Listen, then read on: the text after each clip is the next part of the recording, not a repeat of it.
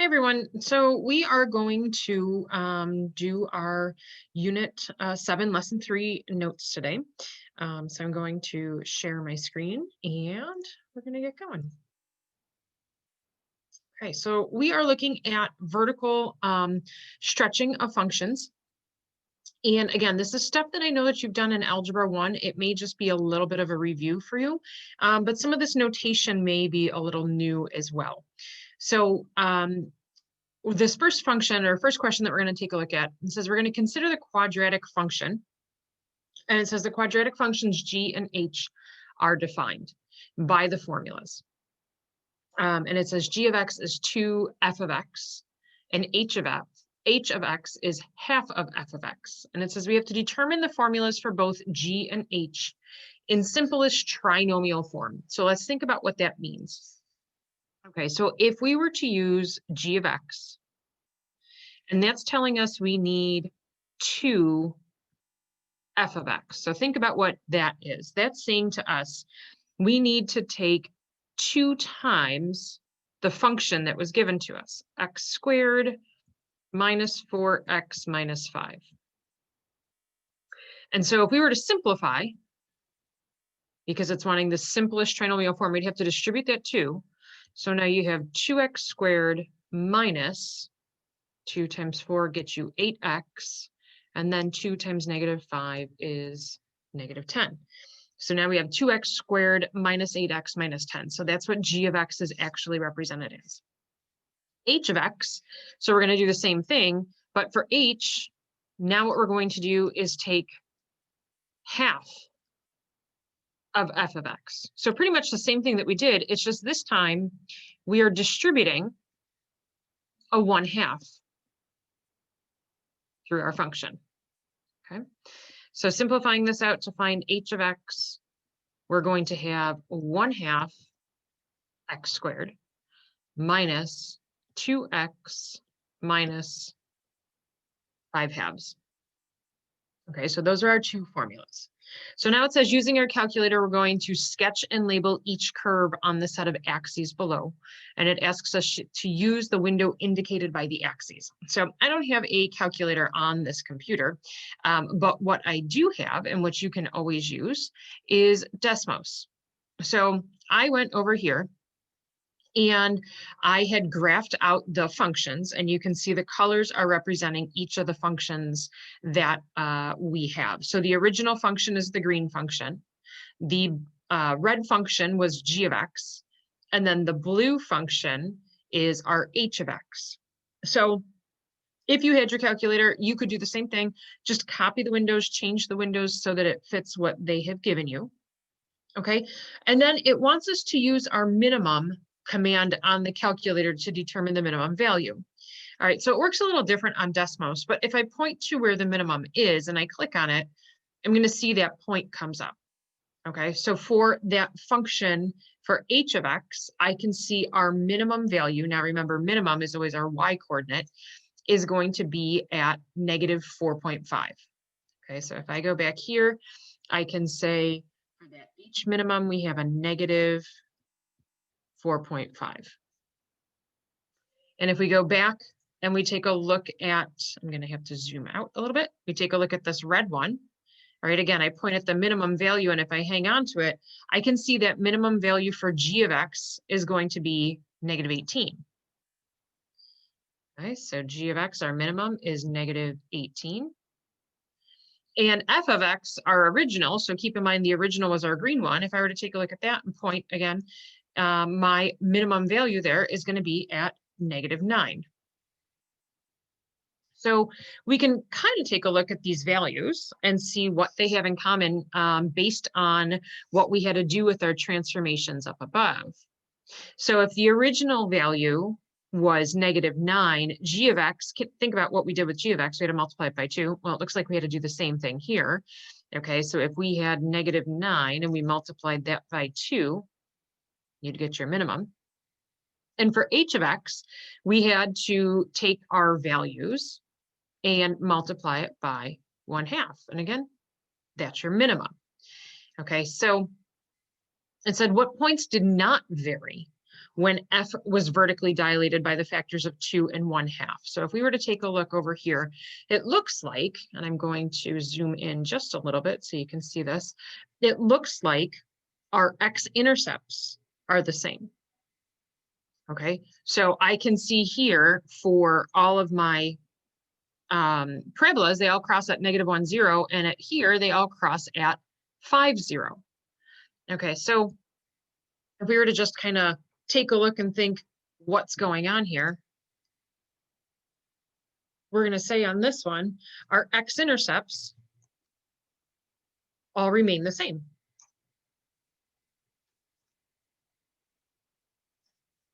Okay, and now we have to think about, so why is this happening? We're going to explain this. So if I'm thinking of an x-intercept and I'm thinking of the y-coordinate, because keep in mind our minimum values that we had back here, right? These minimum values, these are all our y-coordinates. That's important.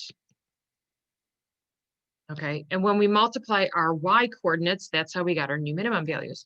Well, in a parabola with your x-intercepts we had here at -1, 0, and then we had another one here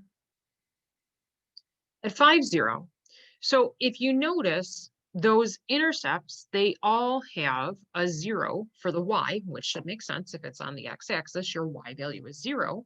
So again, if we're thinking about explaining this, if we multiply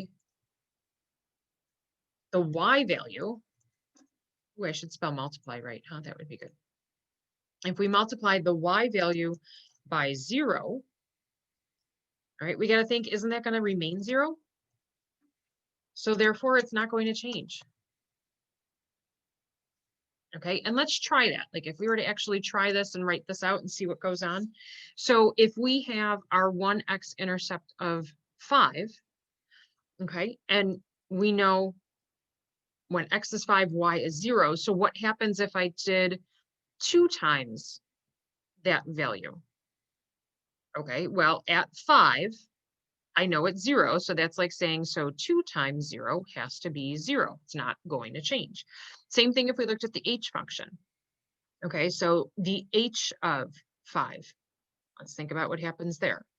Okay, so for the h function, we needed half of the f function. Okay, well, the f of 5, the function, our green function, if I were to go back and take a look, my green function at 5 is still 0. So I would have 1/2 of 0, which is going to remain 0. Okay, so why did they not vary? Why did they not change? Because you can't change 0. We can't multiply 0 by anything to get a new value.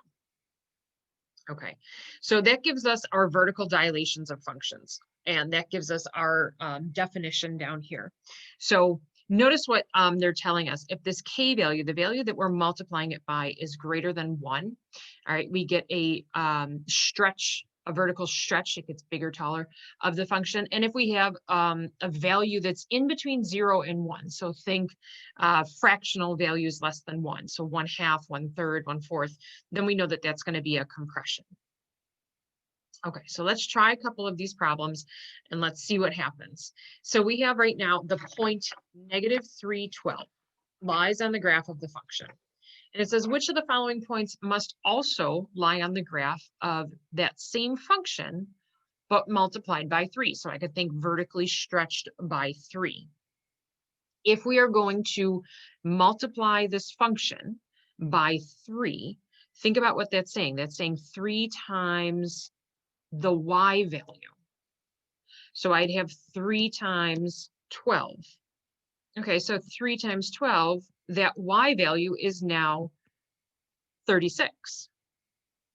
Okay, so if our y value is 36, let's take a look at the choices we have. We know we can at least eliminate 3 and 4, but then we have to think, all right, so which one is this going to be? All right, well, it has to have the same x coordinate that we started with, so that would leave us with choice number 2. Okay, and the reason the x coordinate, think about that, if it's not changing, even if we take a look back at our graphs, all right, what are we doing? We're just stretching. We're stretching our graphs up. They're getting much, much taller. Okay, so the x coordinate's going to stay the same, the y coordinate's going to change. Okay, so if we take a look at number 3, the graph is shown below, and we're going to consider the function g of x. So the graph that we have is f of x. We are going to come up with g of x. G of x is telling us we have to take 2 f of x and then subtract 3. So what 2 transformations have occurred to the graph? And we have to think about what they are, and we have to specify their order. Okay, so this 2 that we have here, we've been looking at that. That's something that's larger than 1. So that's a vertical stretch. And we could say by a factor of 2, because that's what we're multiplying it by. Now, when we look at our next motion, I can see I'm subtracting 3 from the entire function. That means we are shifting down by a value of 3. So those are our 2 transformations that we have happening. Okay, so now we have to graph and label this. So I would say, let's take a look at the coordinates that we have, and then let's see what we can do with them. And I'm going to take a look at all of the points. So we have a whole bunch of points in here, but we have a couple of them that are labeled. So like, for instance, this one right here, we know that that's going to be the coordinate 2, 1, right? All of those points that are labeled. So that's 2, 1. Over here, I have the coordinate 5, 5. Going to the left, I have the coordinate -3, 2.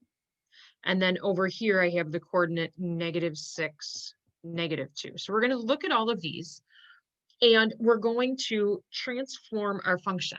So it says we have to multiply the y value, remember, multiply the y value by 2. Okay, so that's what this is saying up here. Multiply the y value by 2, and then shift down 3. So if I'm shifting down 3, again, I'm changing the y value. Up and down motions, those are going to be your y value changes. Okay, so let's take a look at this first one here. And I'm just going to take a look at that coordinate. So I'm going to have to take that, multiply that by -2, and then shift it down 3 units. So 2 times -2 is a -4. -4, shift that down 3 units, that's a -7. Okay, so then what happens to my x value? Nothing. All I'm doing is I'm vertically stretching, so that's changing the y, and then I'm shifting down. So again, that's another vertical motion, changing the y. So I would then go and I could graph this at -6, -7, which would be right here. And that would be my coordinate. So I could say -6, -7 would be that coordinate. Okay, so let's try this again for my next coordinate in line, which is -3, 2. So again, all I'm worrying about here is that y value. So I have 2 times 2 is 4. 4 minus 3 gives me 1. So I know my new coordinate now should be at -3, 1. And if we were to graph it, go over -3, up 1, here's my value. So right now, here's the start of our graph. Okay, 2 more points. So if I move along, I have the coordinate 2, 1. So again, I'm only worrying about the y value. So 2 times 1 minus 3. So 2 times 1 is 2. 2 minus 3 is -1. Okay, so again, put that together. So I use the x coordinate of the original. The y is the only thing that's changed. So if we go to graph that, I go over 2, down 1. So here's my next coordinate. Okay, and then lastly, we have our last coordinate at 5, 5. Still just working with the y value, multiplying it by 2, subtracting 3. So 2 times 5 is 10. 10 minus 3, we get 7. Okay, so again, our new coordinate here that we have is 5, 7. And if we graph this, I'm going over 5 units, and I have to go up 7 units. So that puts us 2 above our last one. And then if we connect them, there's our new graph. Okay, so that was a great example to show you how the y values are only changing. That shows you that vertical shift, and it shows you that, or vertical stretch, I'm sorry, and it shows you the vertical shift as well, where we were shifting down by 3 units. Okay, we'll try number 4. So the function has a range, and now remember your range again, those are your y values.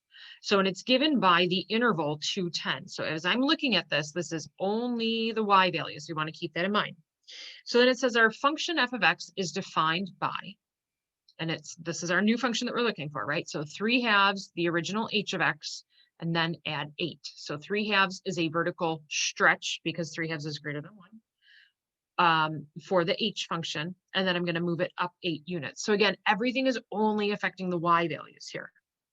So when we want to find the range, I want to think to myself, well, if these two values are on my range, then when I'm trying to find the new range, I need to perform those transformations on the range, on the y values. So in other words, I need to do 3/2 of 2, that's my lowest y value, my lowest range right now, and then add on 8. Okay, so 3/2 of 2 is 3 plus 8 is going to give me 11. So right now my newest low value for my range is 11. Okay, we do this again for the 10. So I have 3/2 times 10 plus 8. Okay, so 3/2 of 10. So that's going to get us 15, and 15 plus 8 is going to get us 23. And so now our range, we can find our new range. It's going to be here at choice 1. Okay. And then lastly, so we have the quadratic function g of x has a y-intercept of 12.